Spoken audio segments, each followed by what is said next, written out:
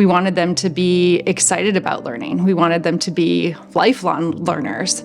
And more I heard, I don't want to go to school. I'm sick. I'm tired. I hate this project.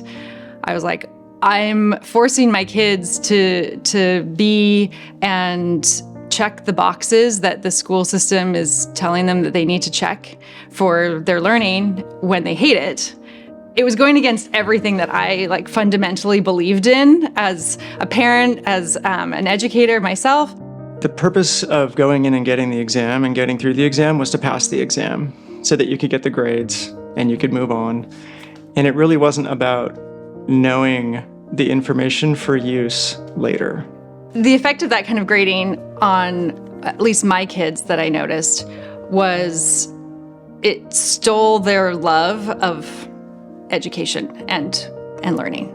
They went from when they were really young, they had this fire where it was like a candle, and they really wanted to learn and they were excited. And over the years, as they got closer to high school, Nicole and I just saw that fire, that candle just dimming, and the light was kind of going out. And what are we going to do? How can we stop that? And that was when we were like, okay, well, what can we send our kids to Delphi?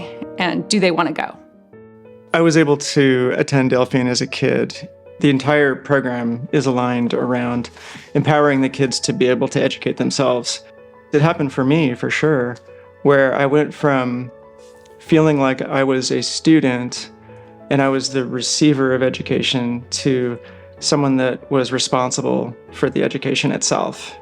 Delphi has structured their program to focus on first teaching kids how to learn, because once you have that, then you have the ability to be a lifelong learner.